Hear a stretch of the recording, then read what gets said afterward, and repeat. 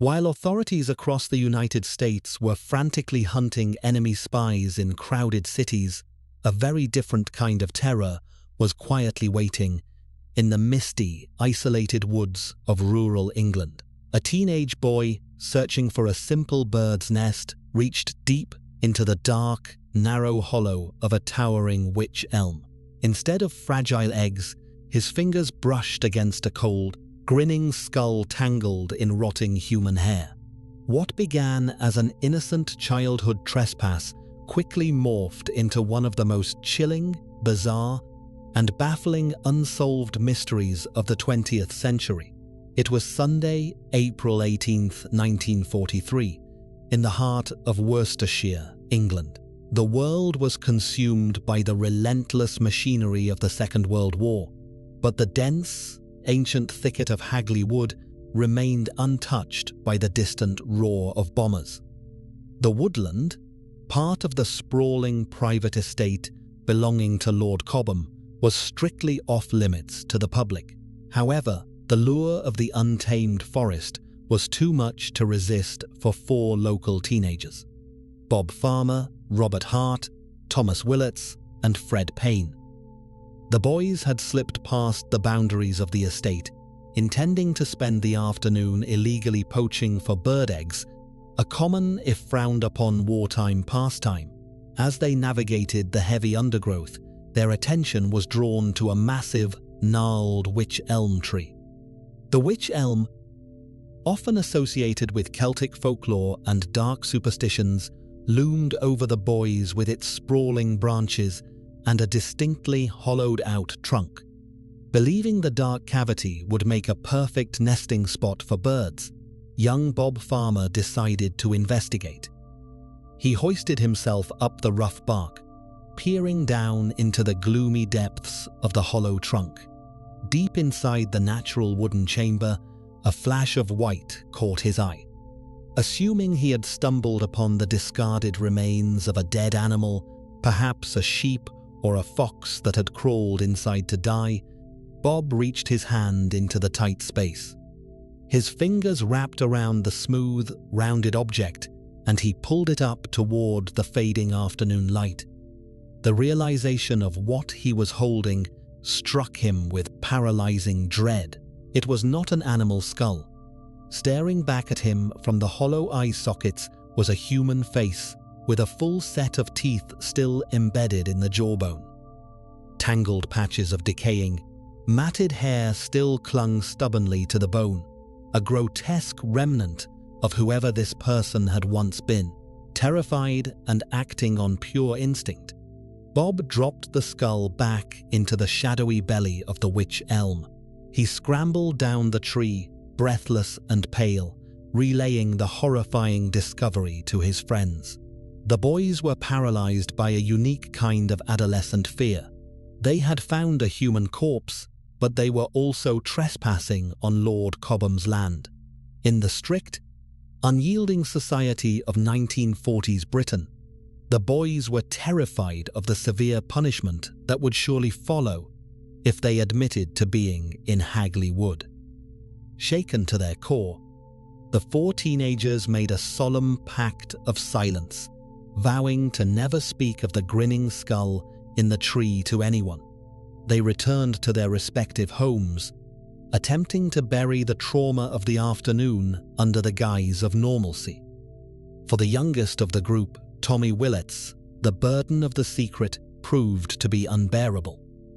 As night fell, the image of the decaying skull with its patches of hair haunted his mind, leaving him deeply traumatized and completely unable to sleep. Tormented by guilt and fear, the exhausted boy finally broke the pact the following morning. He confessed the entire harrowing ordeal to his parents, who, horrified by the tale, immediately contacted the Worcestershire County Police. Authorities quickly mobilized, dispatching officers to the quiet estate to retrieve what they assumed would be a standard, tragically common wartime casualty or a shallow woodland grave. But as the police pushed through the dense thicket and finally approached the ominous silhouette of the wych elm. They were about to discover that what was hidden inside that tree completely defied all logic. The Worcestershire County Police arrived at Hagley Wood shortly after the boy's confession, cordoning off the damp, overgrown area surrounding the imposing wych elm. Carefully extracting the contents from the dark, hollowed-out trunk, investigators quickly realized they were dealing with much more than a solitary, displaced skull. Hidden within the decaying wood, they uncovered a nearly complete human skeleton, accompanied by the rotting fragments of a skirt, a pair of crepe-soled shoes, and a cheap imitation gold wedding ring still encircling one of the fleshless fingers. Realizing the profound complexity of the woodland crime scene, local authorities called upon Professor James Webster, a highly respected and meticulous forensic pathologist. Working methodically with the grim puzzle pieces retrieved from the depths of the tree, Professor Webster began the painstaking process of reconstructing the unknown woman's final moments.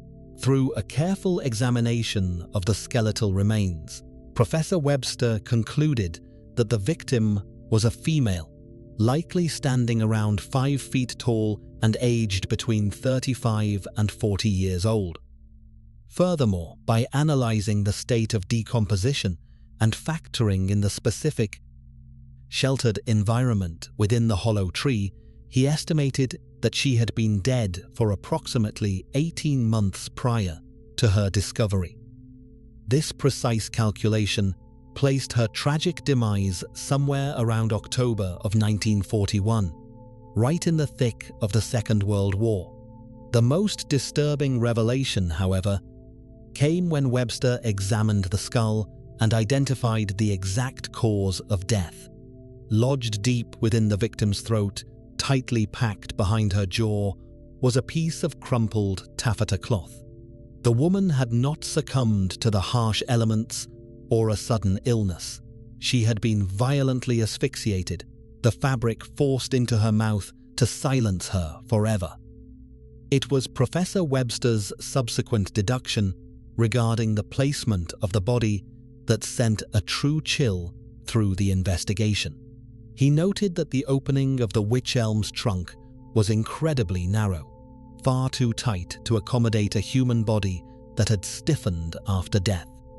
Therefore, he concluded with chilling certainty that the killer must have folded and aggressively stuffed her lifeless form into the wooden cavity immediately following the murder, while the corpse was still warm and pliable entirely before the rigid onset of rigor mortis could take effect. Yet, the skeletal remains pulled from the hollow grave were not entirely complete. One of the victim's hands was conspicuously absent from the trunk.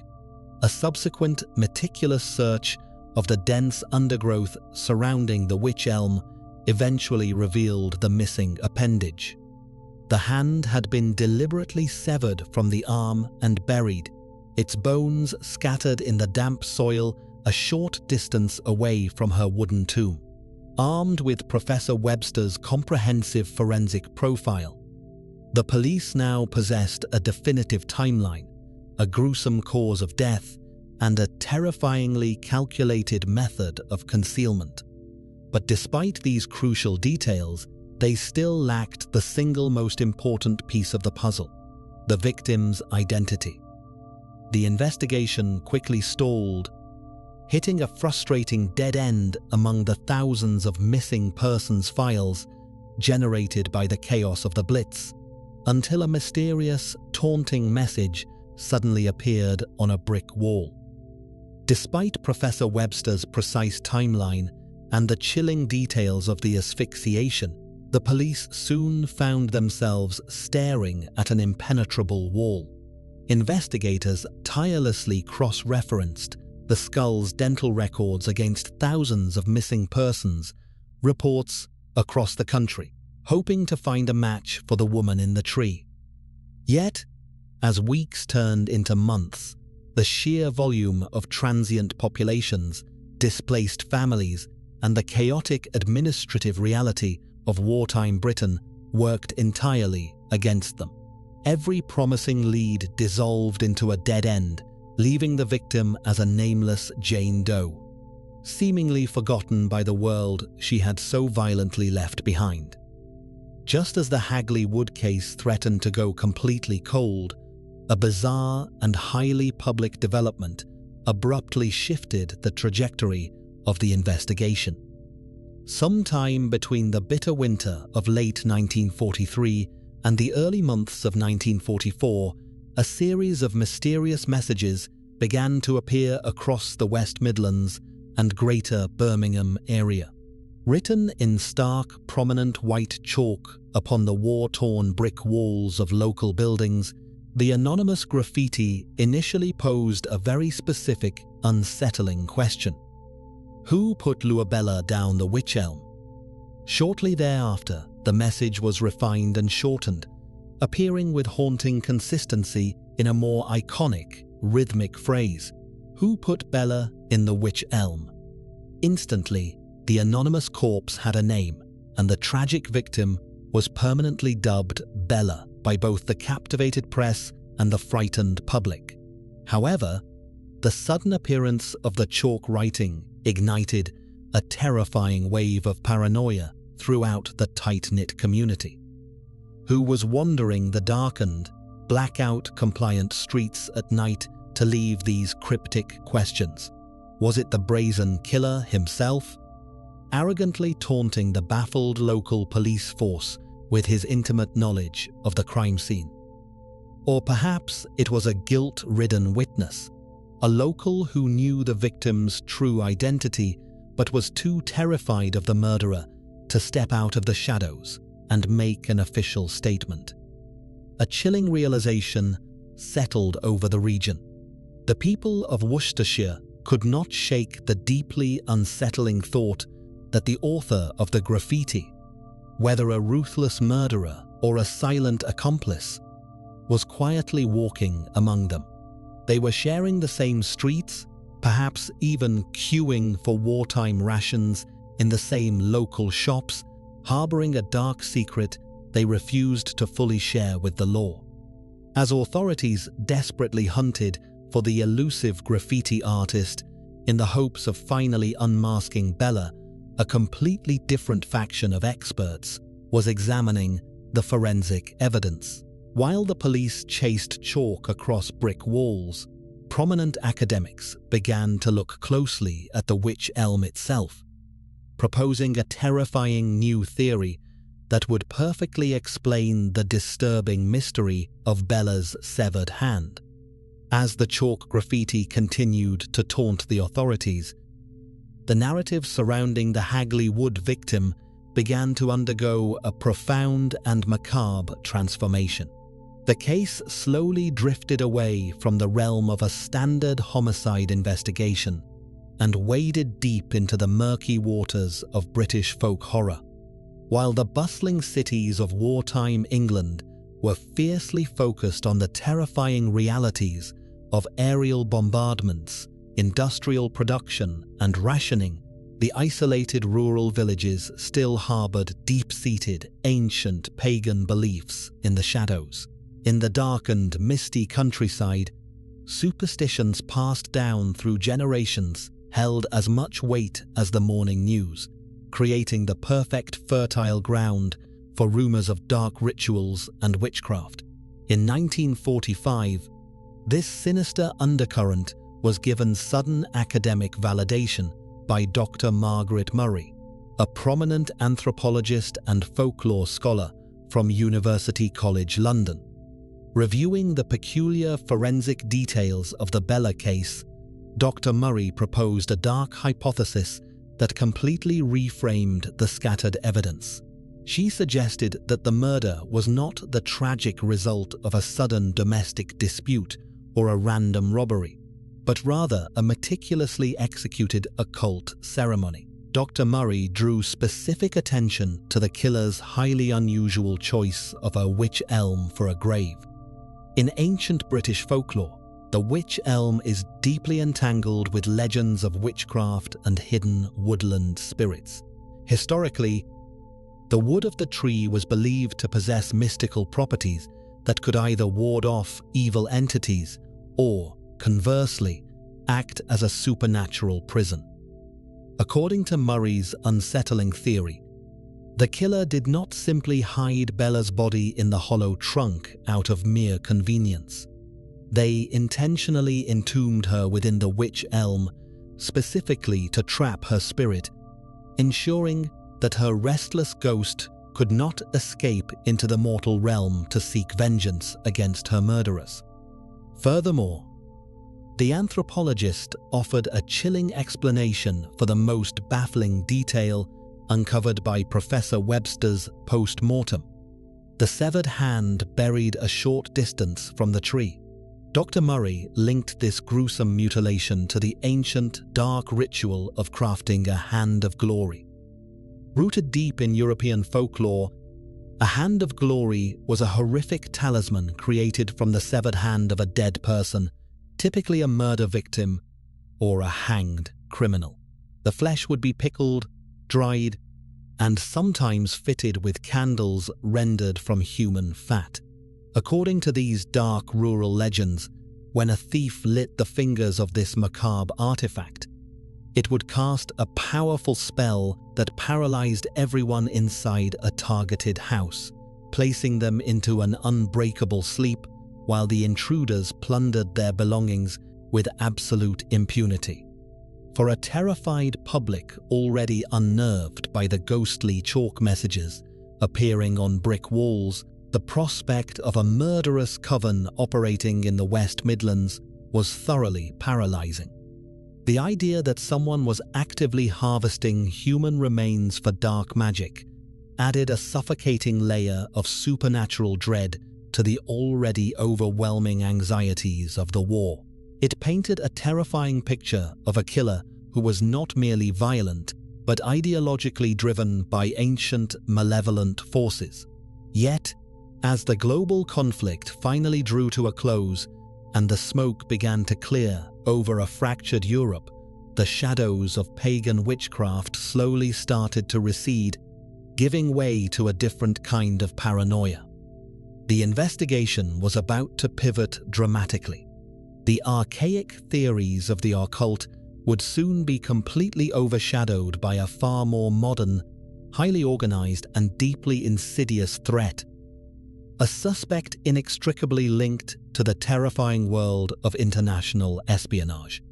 While tales of severed hands and ancient woodland spirits captivated the rural imagination, military intelligence officers were focused on a much more tangible, modern enemy. Across the Atlantic, the United States was experiencing its own fever pitch of wartime paranoia, with the FBI and the newly formed Office of Strategic Services aggressively hunting down clandestine Nazi operatives attempting to infiltrate American borders.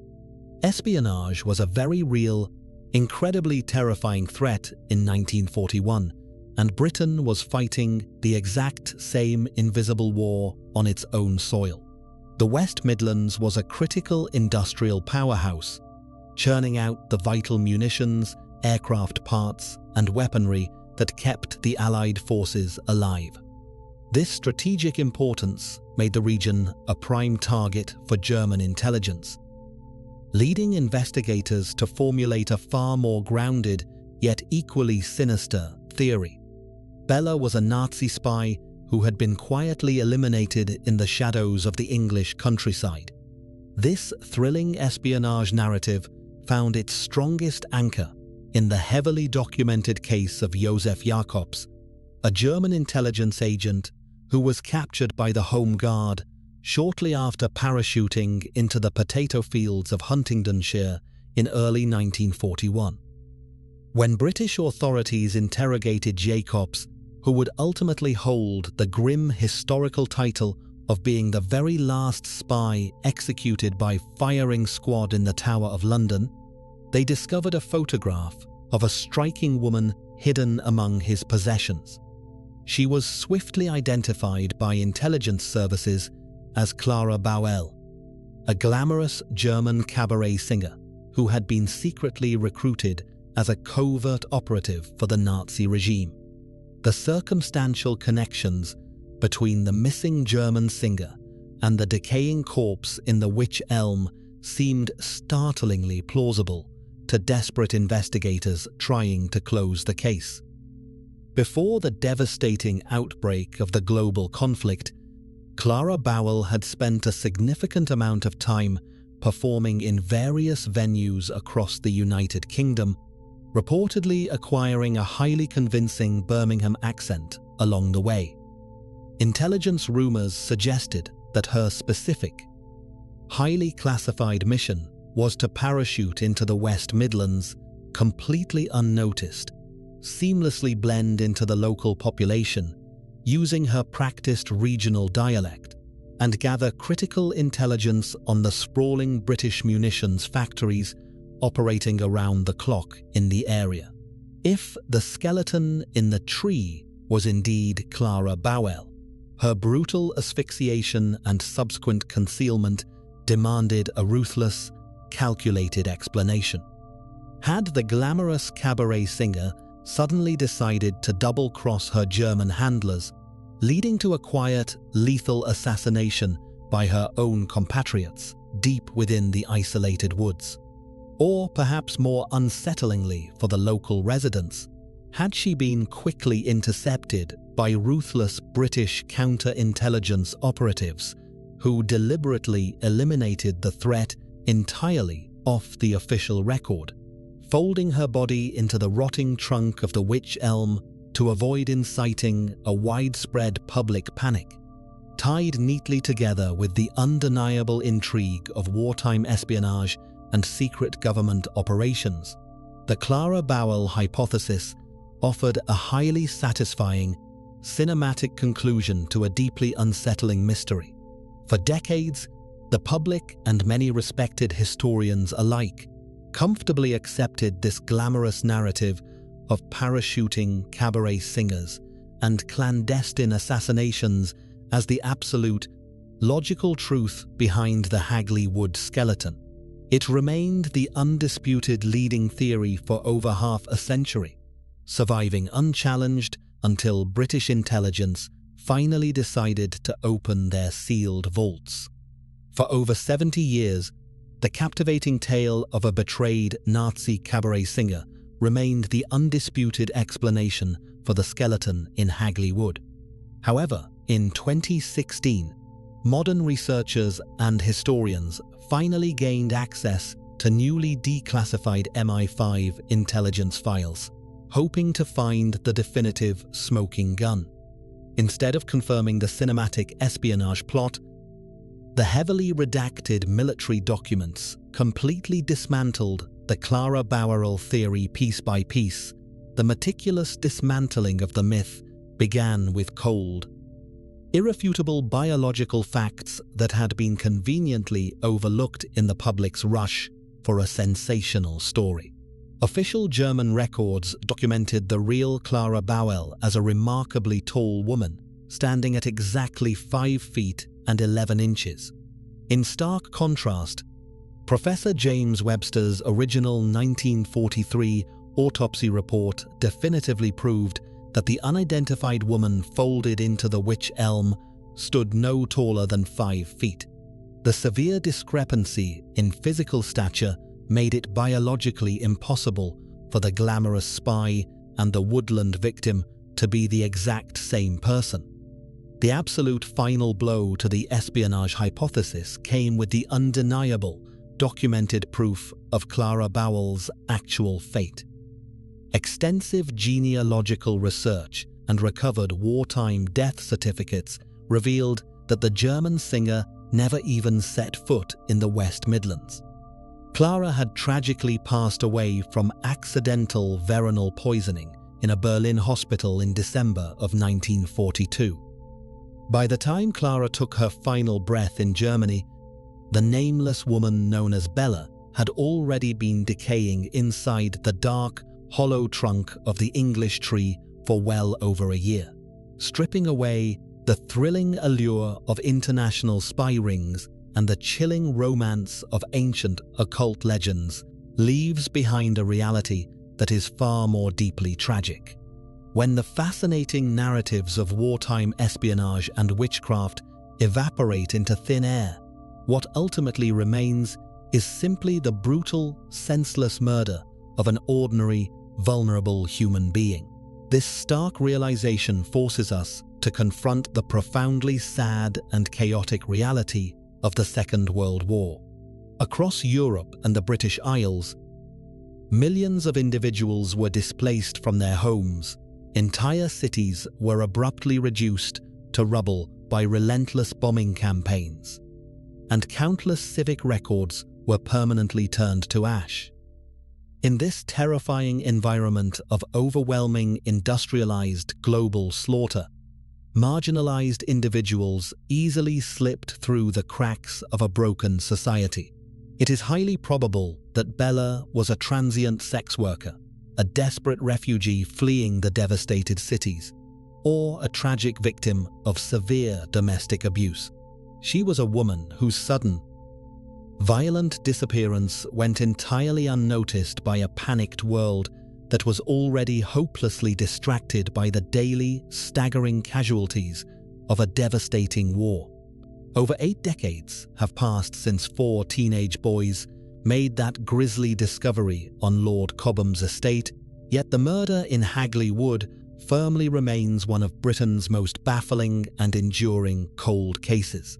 Frustratingly, modern forensic advancements can offer no further assistance to this historic mystery. The skeletal remains of the unidentified woman, which were held in storage by the local police for several years following the initial investigation, have inexplicably vanished, lost entirely to the careless passage of time. Today, only Professor Webster's meticulous autopsy report and a handful of grainy, black and white crime scene photographs survive to prove that Bella ever existed at all.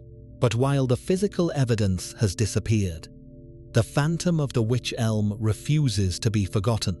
Even now, the iconic, haunting graffiti still occasionally surfaces, fresh and startling, scrawled in stark white chalk across the base of the 200-year-old Witchbury obelisk near the very woods where she was found.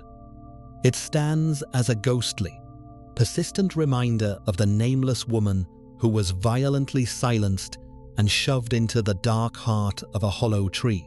As the years slip by, we are left staring at the exact same unsettling questions that plagued those local investigators back in 1943. Was her tragic death the horrific culmination of a simple lover's quarrel that escalated out of control? Was it genuinely a dark, witchcraft-inspired ritual conducted in the rural shadows? Or was it something else entirely? A desperate wartime scenario we haven't even begun to consider. What is your theory on who put Bella in the Witch Elm? Let me know your thoughts in the comments below. If you appreciated this deep dive into the darker chapters of history, please remember to leave a like and subscribe to the channel. And if you are looking for more gripping vintage mysteries, be sure to check out the links in the show notes to grab a copy of my latest historical true crime book. Thank you for your continued support, and I will see you again soon for another true crime episode.